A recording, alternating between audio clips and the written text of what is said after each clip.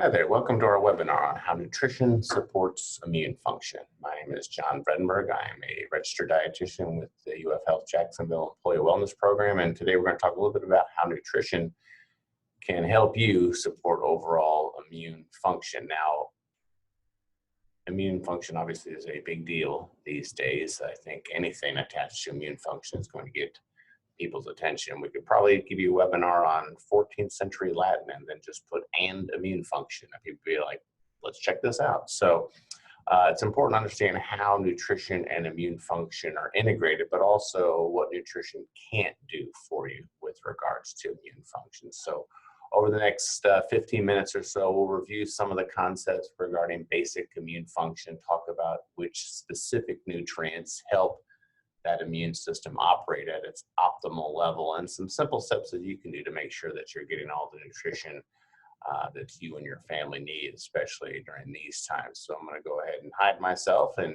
make way for the rest of the content. And just so I don't bury the lead here, it's important to understand that you really can't boost immune function. I mean, if you do a quick internet search on all the different immune boosting smoothies, you'll find a lot of different recipes and a lot of different options there, but nothing that you eat or drink or take as a supplement is going to prevent the spread of disease-causing organisms. So it's important to understand that, just drinking a kale smoothie isn't going to negate the importance of proper hand washing and physical distancing as we try to, mitigate the spread of viruses. So understand that there's really nothing that you want to do to boost overall immune function, but there are things that you need to understand in order to make sure the immune system is operating at its fullest potential, which is essentially what we all want. I also think it's important to understand a little bit about just basic immune function. So your immune system is always on. You don't have to give it coffee. You don't have to wake it up every morning. It's always working to protect you from infection and injuries and any underlying diseases. The three main roles of the immune system, as you can see on the screen there, is that we just want to keep pathogens from entering our body. We want to eliminate them whenever possible. And then we also want to provide memory against future infections. And your immune system is essentially comprised of two main pillars: your innate immunity and your acquired immunity. So part of that innate immunity, which is a more general type of immunity, would be all of the barriers on the body. So your skin, your mucous membranes, the stomach acids that help digest food, all of the beneficial bacteria that live in the gut. So those are examples of innate immunity. Internally, we see that innate immunity as white blood cells like neutrophils and macrophages that will engulf and destroy foreign invaders and damaged cells. So these are basically the first pillar of overall immunity. And then you move towards acquired immunity. So this is something that develops over time. So this is where we're forming antibodies against certain types of infections or cancerous cells. This is where exposure to a previous pathogen provides memory against future infections and helps protect us. Vaccinations are also a wonderful example of acquired immunity. So this is something that develops over time, but it's a specific defense against certain types of pathogens. So again, the immune system is always working. It's always on and ready to go. It's nothing that needs to be boosted. Again, it's important to understand that there are things you can and cannot do with regards to general health and well-being. And as long as the immune system gets the fuel that it needs, which we'll talk about, it can do its job, but it doesn't have to be that complicated.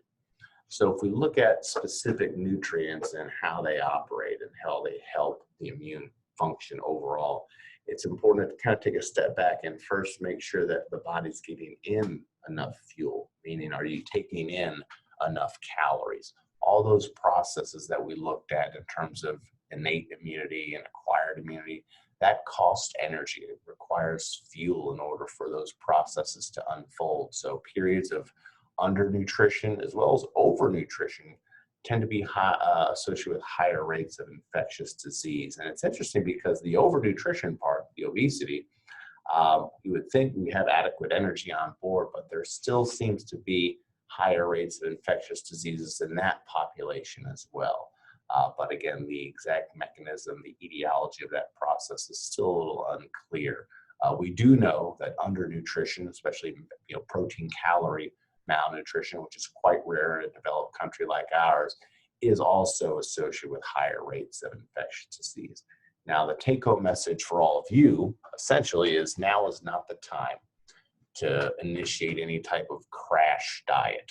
In order to get all the micronutrients like your vitamins and minerals that your body needs, it's important to get the energy intake up to about 1,000 to at least 1,200 calories each day. This is assuring you at least have a baseline level of fuel available so the body can do all of its minimal processes. But when we look at crash dieting and 500, 600 calorie day diets for rapid weight loss, that's not going to be the way to go to help make sure the immune system has the fuel that it needs. Another important component of immune function, which we all are well aware of where we find it in our diets, and that is protein. So protein helps with healing, helps with recovery, it helps maintain muscle integrity, as many of us know, but also helps form all the antibodies that are part of that specific defense system, that acquired immunity. So we have, we're all very familiar with where we find protein in our diet, but the next question often is, how much do we need? You can look at the recommended dietary allowances for protein. They use the metric system, so it ends up being 0.8 grams per kilogram. And I try to keep things a little bit more simplistic. There's a lot of research showing that older adults aren't getting enough protein in their diets to help maintain muscle mass, and secondarily, perhaps, lessen their defense against opportunistic infection. So I would say if you're looking for a more simplistic way to estimate your protein requirements, I would say about 0.5 gram per pound, not kilogram, per pound of body weight would give you more than enough protein. But again, this is a general recommendation. It's not meant to replace anything that was given to you specifically by a healthcare provider. As you know, many of you qualify for free nutrition counseling with UF Health and Wellness. So we're here to provide that for you if you want more specific nutrition prescriptions as it relates to protein. But for general health and well-being, 0.5 gram per pound, more than adequate. Just a general reference, 3 ounces of beef, like you see on that screen right there, is about 20 grams of protein right there. So we get it pretty easily in our diet. It's not a nutrient that overall many of us are that deficient in, but it does play a very important role in immune function. So when we look at other nutrients, when we look at our micronutrients, so these are nutrients that we need much smaller amounts, and typically the one that goes to the top of the list when we talk about immune function is vitamin C. If you went grocery shopping in the first stages of this pandemic, you found the shelves are almost probably devoid of vitamin C. So it's almost, it almost has too high of a reputation in terms of its overall function. Most of us get adequate vitamin C in our diet to help the immune system do everything it needs to do. Taking more vitamin C isn't going to make you more defensible against certain types of disease-causing organisms. So it's important to understand that we still want to emphasize basic hand washing and distancing, and not extra vitamin C as our primary approaches to preventing the spread of infection. But it does help play a role in forming antibodies, does assist with wound healing, and also with the maintenance of our skin. So that's why you often will see vitamin C integrated into a lot of different skincare regimens.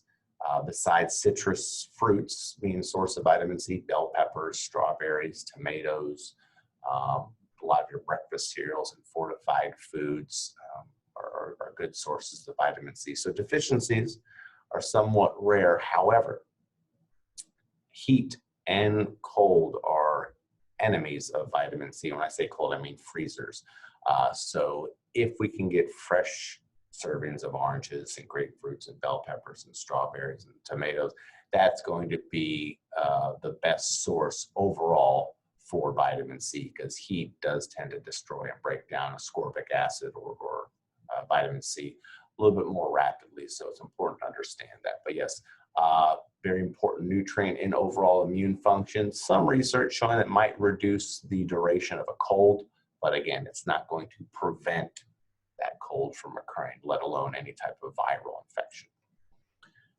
Two other nutrients to keep in mind with regarding immune function, both are fat soluble, meaning that the body is going to maintain a storage amount of these two particular vitamins. That's vitamin A and vitamin E. Both are what are known as antioxidant vitamins. Vitamin A works by helping protect against infections, and it does that by trying to keep the skin and tissues in your mouth, your respiratory system, your digestive system all healthy.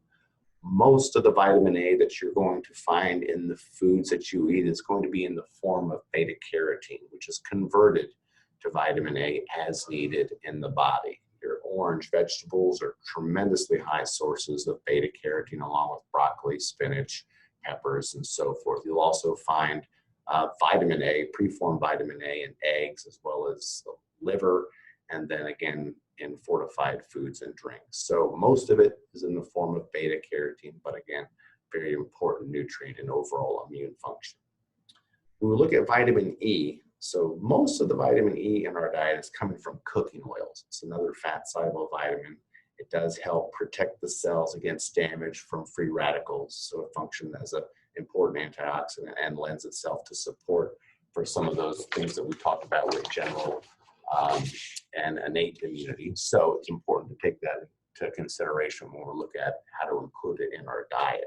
So deficiencies of this particular vitamin are also very rare, but when we look at food survey data for nutrients like vitamin A, vitamin E, vitamin C, as well as another one that we're talking about very soon, and that's vitamin D, we're seeing Americans, those are the nutrients that they don't seem to be eating enough of.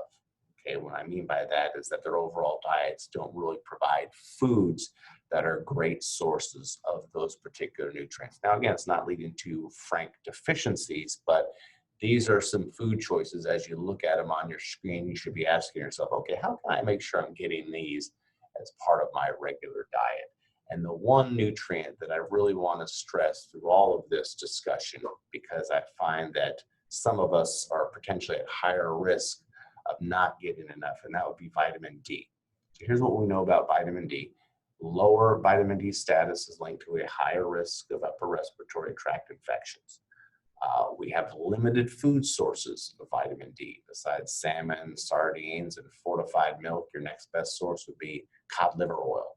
The best overall source of vitamin D is of course sunshine. But if you are a night shift worker and you're sleeping during the day, or you don't get much outdoor sun exposure, you're not going to get adequate vitamin D. And it's still important to protect our skin against those UV rays that help convert inactive vitamin D to active vitamin D. So if you're wearing sunscreen and you are working the night shift and not getting much overall sun exposure, which is a good thing, you know, sun can be very damaging to our skin, and not to mention the risk of skin cancer and other underlying issues, I would suggest you talk to your healthcare provider about vitamin D supplementation. Most of us through our annual physical are finding our vitamin D levels being checked routinely, but talk to your doctor to ask if that's something that you should consider, because we do see more and more Americans not getting in adequate amounts in their diets, and because of all the precautions regarding sun exposure, which again is a smart thing, the unintentional side effect of that is not having enough vitamin D overall. So that's one supplement that you might want to ask your doctor about. Next other mineral that plays a small role in immune function is going to be zinc. It does also assist with wound healing. Oysters are by far the #1 source of zinc overall, but you'll also find it in a variety of meats and nuts, as well as whole grains. So again, this is not a nutrient that many of us have to worry about as far as overall deficiencies. So again, we look at all the different nutrients and how they play a role in immune function. It's important to understand this, and that is more than enough of a specific nutrient, whether it's vitamin C, vitamin A, vitamin E. It's not going to be better than enough.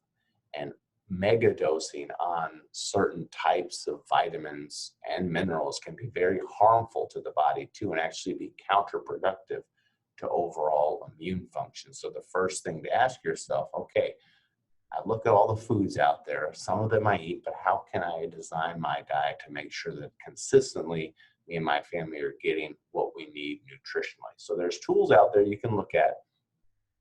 We've all probably seen this My Plate before, filling your plate with fruits and vegetables and splitting the other half between lean protein and whole grains is one way in which to do it. I'm not a fan of this particular plate just because I don't know what to do with it. I know as a dietitian what to do with it, but you really can't use this in a shopping context. You're not going to go to the supermarket and be like, hey, where is the grains department? It doesn't work that way. I like the Harvard version instead because it gives you a little bit more specific recommendations of what types of foods to look for in each of those key categories. So you see your options there for grains and healthy protein choices and vegetables, as well as including some healthy oil, along with plenty of fluids throughout the course of your day, mostly water and non-sugar sweetened beverages, and then maybe 2 servings of dairy each day. So again, more specific guides from this plate than the generic My Plate that I showed previously. But if this doesn't work for you, another approach, then just make sure you're trying to eat more plants than animals overall. Again, we might be doing different things now with our diet than we were doing before because of the pandemic. We're obviously relearning some things in the kitchen and which to make, and that's going to be the topic of some other upcoming webinars on basically quarantine cuisine, where I try to walk you through some simple recipes that you can use with a lot of shelf-stable food ingredients that will help you and your family not only get good nutrition, but also enough balance of all the different vitamins and minerals that we talked about, and most importantly, taste good too. So stay tuned for that coming up in the weeks ahead. So again, this is how to achieve balance nutritionally. But again, we're in a time where maybe our food intake isn't consistent. We maybe not know when the next meal might be.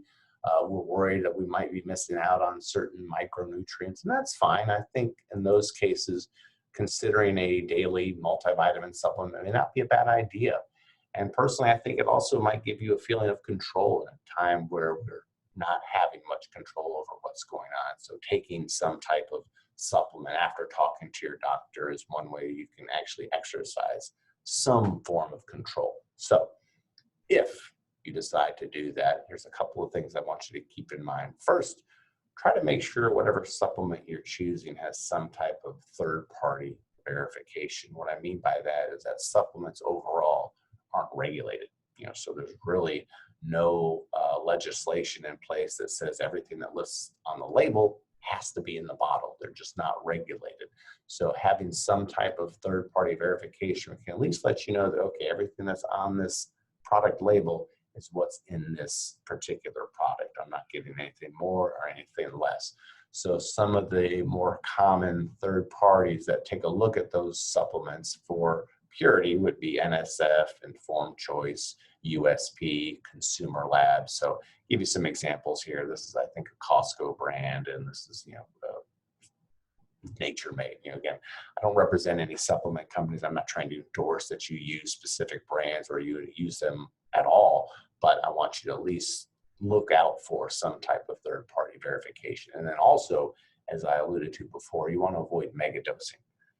Going overboard, especially on those fat-soluble vitamins A, D, E, and K, and then also iron for men, is going to not be optimal for you. So take a look at the supplement facts, make sure it's not going too far over 100%, and then more importantly, understand that, hey, why can't I just eat some of these foods with the same nutrients? Because all the different nutritional compounds that we get in our fruits and our vegetables and our whole grains, these are things that we really haven't identified yet and put in supplement form. So it's not the same. So I don't want you to think that just taking a vitamin is going to be the same as replacing all the fruits and vegetables and such in your diet, because it's definitely not the same. So again, if you decide to supplement, talk to your healthcare provider. So we look at nutrition playing a very important role in immune function. Keep in mind, it's nothing that we can boost, but we want to make sure we're taking in adequate energy. Again, this is not the time to crash diet. Take a look at how many fruits and vegetables you're consuming. Potentially look at vitamin D in your day-to-day routine. And then, of course, some of the more obvious things that can really help support optimal immune function would be plenty of sleep each night, whenever you can, 7 to 8 hours, 150 minutes of physical activity. And what I mean by that is getting that heart rate up a little bit over the course of the week. 150 minutes seems to be the best amount to help support optimal immune function. One of our upcoming webinars next week is going to talk a little bit more about how physical activity helps support immune function and why getting that heart rate up can be a good thing for making us even healthier as individuals. Then also, we look at other stress outlets, whether it's something like a warm bath, going for a walk, watching a funny movie. We each have different types of outlets that we use that are helpful, that can at least help outlet some of that stress that we might be experiencing on a day-to-day basis. I think it's a good idea to practice social media distancing, spending all your time on Twitter and all the other social media things and all the conspiracies that you might be soaked into. That's not going to be healthy for you either. Then lastly, remember, we have resources to help our employees here at UF Health Jacksonville. So talking to somebody, going to the CHAMP Center, the Center for Health and Mindful Practice, would be a great idea. Coming to the Wellness Center via Zoom is another idea. We're talking to some of our health coaches, using our employee assistance program. There are several resources available. If you go to our website on the bridge, you can see all the different types of programs that are now being made available to employees just to provide an outlet to talk to somebody. It may not fix the root cause, but it can at least move you in that right direction. So it's important to understand that we're all in this together. I want you to know that everything that we try to do here for you is to help keep you strong and help you help others. We're all in this together, and I want you to understand that we're here as a resource for you. So anytime you have questions regarding health and well-being, let us know. You can email us at that email address you see on your screen, but also as a function of this particular activity, putting points towards your next year wellness credit. This is, of course, worth 10 points. All you need to do is send your name and badge number, and then just put nutrition and immune function in the subject line. And then we'll also give you 10 points towards your wellness credit. So keep it up, keep up the good fight, and we will see you next time. Thank you.